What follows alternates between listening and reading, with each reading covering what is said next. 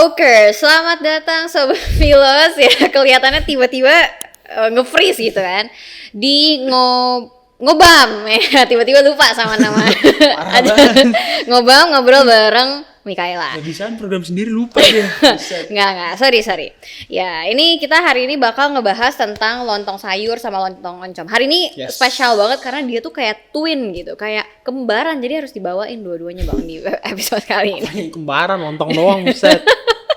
Gak apa-apa, spesial ya untuk Tapi tunggu dulu saudara. nih, ini kan ngomongin lontong sayur sama lontong oncom. Yes. Nah, ini mau digaris bawain dulu nih. Ini lontong sayur, lontong oncom nih yang mana? Yang- Karena kalau dari gua tau lontong sayur itu yang pakai gula itu. Yang pakai gula. Gule. Oh, ada kuahnya. Iya, itu Ini- sebetulnya lontong sayur. Nah, tadi Oh. gua tuh mikir tuh kayak lontong sayur, lontong oncom. Ini lontong yang mana sih? Iya. Gitu. Ini maksudnya yang lontongnya tuh ada isi. Kan isinya ada yang sayur, ada yang oncom. Kalau misalnya kita lagi pengen beli Ini itu nggak menjawab ya. Lontongnya ada isi, iya juga ada isi itu. Isi Iya, ada maksudnya tahunya, bukan yang ada pakai- sayurnya, ada telurnya. Oh iya, oke. Nah, ini lontong yang mana? Lontong yang berkuah atau lontong Yang pakai kuah dibalut kacang. yang dibalut pakai daun pisang. Iya, yang pakai daun pisang. Nah, itu jawaban teman-teman. Yang pakai Yes. daun pisang. Jadi kita bahas itu ya. Jadi, apakah lontong ini bagus untuk buka dan sahur? Jawabannya bagus. Karena dia udah mencakup, kalau untuk yang lontong sayur kan dia udah ada apa namanya nasinya kan basic pembuatannya Iya, tuh basic pakai beras ya, karbohidratnya. karbohidratnya sama isinya tuh ada sayur. Terus kan itu biasanya pakai kuah kacang kan. Iya, betul. Nah itu Tapi tuh kalau gue lebih suka pakai itu sih, yang pakai apa? Kuah itu ya, Bukan gulai. yang dalamnya ada rawitnya. oh Yang suka itu disebulin rawit. apa namanya tiba-tiba jadi bom gitu. Iya, tapi kadang nggak ngerasa bom juga sih, mungkin ada biasa kali ya. Oh bisa jadi. Soalnya kalau misalnya orang yang nggak kuat lidahnya nggak kuat sama pedas, biasanya tuh langsung kaget banget kalau kayak gitu. Tapi jujur ya, gue makan lontong ini nih, Hah? kalau gue aram-aram lah nyebutnya. Oh ya, arem-arem Nah, benar. aram-aram nih, gue nggak pernah ngerasain sebom itu sih, yang ada bom dalamnya. Lebih ngerasa asem atau pahit. Jadi kan isinya ya. mereka udah dikukus soalnya Iya, kan. iya. Jadi dikukus tuh rasanya Agak jadi- lebih memudar lah. Tapi mungkin gue I beg differ nih, Mek. Kenapa? Karena kan lu bilang ini bagus nih udah lengkap gitu, Iya. karena udah lengkap isinya. Cuma kalau gue lihat ya, kalau misalnya lontong sayur, aram-aram isi sayur, sayur doang tok udah, sama cabai lah. Proteinnya Iya. dari mana? Nah, proteinnya itu dari kuah kacangnya. Tapi kan lu tahu kalau yang di gitu-gituan kan cair gitu, Mik. Tapi tahu nggak sih Bang, yang kayak kalau di dunia gizi tuh, kalau orang kan nyebutnya porsi ya. Kalau kita tuh nyebutnya sebenarnya penukar. Nah, penukar nih dia ada standarnya, ukurannya. Ini yang kalau gua lihat di kelas dulu DBMP. DBMP benar. Iya benar, DBMP itu ya? DBMP. Apa Itu DBMP panjangannya? Singkatannya adalah kepanjangannya adalah daftar bahan makanan penukar. Oh, oke. Jadi kayak itu ada list makanan yang bisa saling menggantikan kalau misalnya kita lagi nggak pengen makan misalnya Ya, bosan makan ayam lah nasi, ceritanya gitu. ya ayam kita bisa ganti jadi daging, dari telur, nanti ada ukurannya. Oke. Dan standarnya pun juga udah dibikin. Nah, dari yang satu penukar ini di pilihan makanan sumber protein nabati itu kan ada kacang tanah ya. Nah, Ya. kacang-kacangan itu dia biasanya tuh penukarnya adalah 2 sendok makan. Jadi sebenarnya nggak sebanyak itu. Makan kayak lauk yang kita bandingin dengan kayak misalnya ayam pun juga misalnya kayak 40 gram. Oke, kalau nggak tapi gue mungkin let's be real di sini ya. Maksudnya, Oke. kita kan posisinya nih beli takjil lah ya. Beli takjil ini kan kita pergi snack, beli snack ke keluar gitu. Ya kita nggak bisa nyalain penjual karena kan Iya. ya namanya juga pengen jual biar lebih murah, lebih accessible sama semua orang. Betul. Jadi kalau kayak kuah tuh cair gitu loh. Mm-mm. Terus kalau misalnya kayak makanan lontong nih isinya ya sedikit mau gak mau gitu kan. Benar. Nah tapi gini, kalau misalnya kita ngeliat nih kan tadi lengkap karena ada kuah kacangnya. Iya. Nah kuah kacang ini apakah cukup kita dengan air kacangnya aja? Atau sebenarnya yang kayak apa sih kalau bahasanya? Pulpnya tuh, maksudnya kayak Ya yang buih-buih bulir-bulir ini bulir-bulir. apa harus dimakan juga, Mek? Jatuhnya sih sebenarnya harus dimakan juga. Jadi bukan kayak cuma kuahnya aja. Ya, maksudnya Soalnya kan gini, kalau misalnya kita sorry gue potong nggak apa-apa. Jadi kalau misalnya yang kayak kita ngomongin kaldu kayak kemarin, nah kaldu ini kan kita kan tulangnya gak kita makan. Iya. Kita benar-benar makan cuman air rebusannya aja, minyaknya aja kita makan, gitu kan? Nah kalau misalnya kayak ini ya kuah kacang ini kan dimasak juga gitu loh. Betul. Harusnya kan airnya sudah terinfuse nggak sih sama si kacangnya gitu. Iya. Nah kenapa kita harus makan ini juga? Apa jangan-jangan kalau kacang nggak bisa ditreat kayak Kaldu. Iya, kandungannya pasti beda ya. Soalnya kalau emang kita beneran makan kacangnya itu kan ngandung protein dan lain-lain. Nah, sebenarnya tuh yang padatannya itu justru yang lagi kita ambil. Jadi bentuk kuah kacang hanya salah satu cara kita mengolah kacangnya. Karena kan kita nggak mungkin kayak makan tuh hanya kacang aja gitu. Bisa diolah kayak diproses, misalnya ayam tuh jadi ayam yang ada kuahnya, misalnya jadi tapi sup kalau kayak ngomongin gitu. kuah kacang pun juga ada campuran, misalkan ada gulanya sedikit. Betul. Atau ada kayak dikasih cabe, ya kan? Iya. Nah, tapi gini, mungkin ini kita ngomongin idealnya aja ya. Sebenarnya kuah kacang yang bagus tuh yang gimana sih, Mik? Maksudnya apakah dia yang kental kah? Atau dia kayak yang nati banget gitu? Gimana gitu? Oke.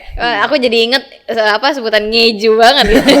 Kan? Iya. Ini apa? Ngacang banget, ngacang banget. Oke. Ini gimana yang bagus nih gitu?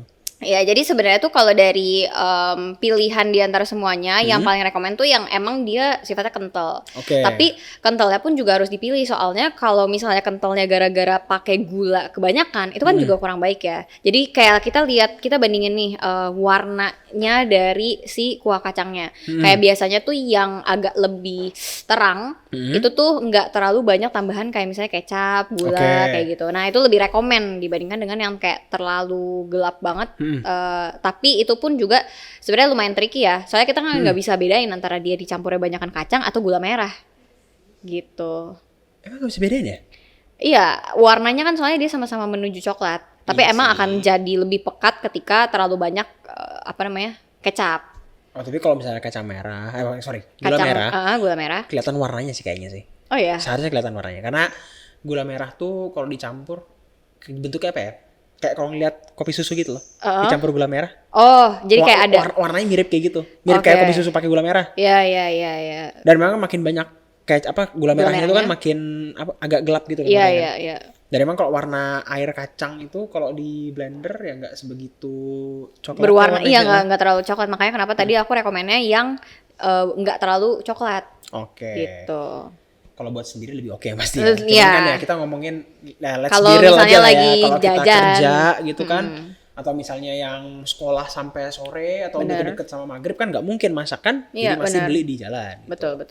Jadi ya mungkin kalau ada para penjual yang mendengarkan ini ya mungkin bisa didengarkan kata Mikaela bahwa kuah kacang yang baik seperti tadi gitu. Benar. Tapi ya proses gini, lah. ini mungkin pertanyaan nih, ini bukan cuma buat gue aja sih. Gue pengen nanya ke audiens karena gue nggak tahu.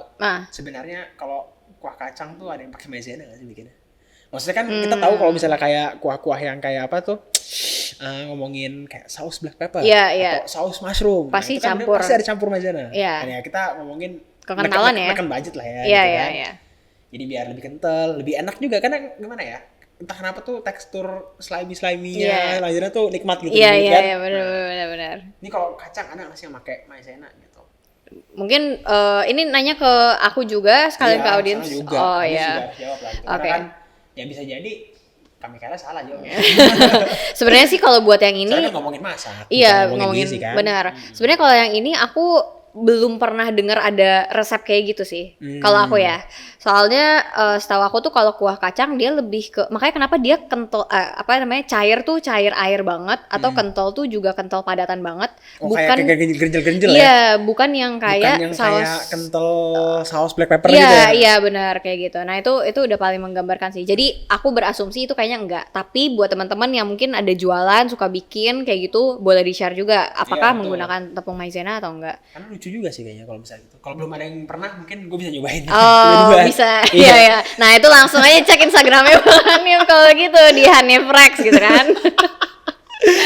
Oke. Tapi satu nih berarti nih, ini agak-agak ini kita balik ke awal banget nih. Tadi kalau dibilang lontong sayur sehat, berarti lontong oncom kurang dong. Sehat juga. Kan protein, dia bukan sayur. Iya sebenarnya. Nah, kan? Oke, di sini enggak, tapi kan gini, case-nya itu adalah kita makannya bukan cuma itu. Jadi kayak sehat enggaknya itu ya kita mix and match juga antara makanan satu dengan yang lain. Kayak misalnya kemarin kita udah ngebahas tentang yang Ya, gorengan. Gorengan. Nah, gorengan itu kan artinya kita batasin sama makannya bukan cuma gorengan aja. Ya, tapi berarti kalau misalnya lontong ini menurut gue ini bisa sih dijadiin bener-bener lauk sendi, bukan lauk sorry. Kayak makanan sendiri. Iya. Kan dia konsepnya udah kayak macam apa kalau di lengkap Jepang onigiri kan. Oh iya benar. Kan dia kan sebenarnya kalau dia bukan dikepel kali ya. Bukan dikepel kayak pakai tangan, paling dicetak pakai itu. Apa namanya daun pisang. Gue belum pernah buat sendiri gitu. Itu rempong banget sih. Aku pernah nyoba bantu bikin lontong tapi bukan yang ada isinya. Jadi kayak lontong biasa itu emang kayak apa ya, kayak butuh ketelatenan gitu. Ya banyak bersabar ya, terus habis itu gue ngeliat kayak apa nge-treat si daunnya aja mesti gimana gitu kan. Baru bisa nanti ruang antara si berasnya dengan kayak udara gitu kan dan lain-lain kayak gitu. Jadi ya kelihatannya sehat tapi ya. Jadi kalau misalnya kita simpulkan dari pertanyaan tadi, apakah bisa dipakai untuk sahur dan buka puasa? Jawabannya adalah bisa. Oke, tapi sebelum ini jangan lupa kita harus jawab pertanyaan orang.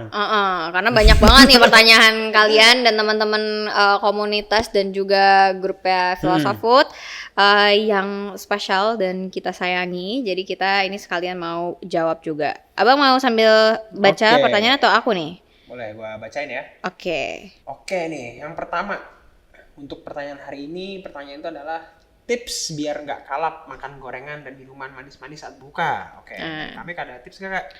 Buat ngebatasinnya kita selalu aware kalau yang manis-manis itu katakanlah ada 1-2 gelas nggak apa-apa lah di dalam satu hari. Misalnya kayak pas buka gitu kan pengen nambah gitu, misalnya ada apa yang manis. Kalau yang goreng-goreng itu bisa kayak ya 3 piece, 5 piece tuh udah paling banyak sih. Kayak misalnya gorengan katakanlah 3, terus nanti ada lauk yang digoreng gitu kan 2 gitu, kayak masih oke lah gitu. Jadi sekarang ini baru dikasih tahu ukuran pasnya ya. Jadi ingat-ingat nih biar nggak kalap, ingat dulu sama ukuran pasnya. Jadi jangan sampai, jadi baiknya sih kalau dari apa ya, sisi psikologis ya. Kita emang kalau udah ngelihat kita menahan ya, itu kita tuh cenderung pengen ngambil lebih ketika kita dapat. Nah, jadi gimana biar bisa lebih sedikit?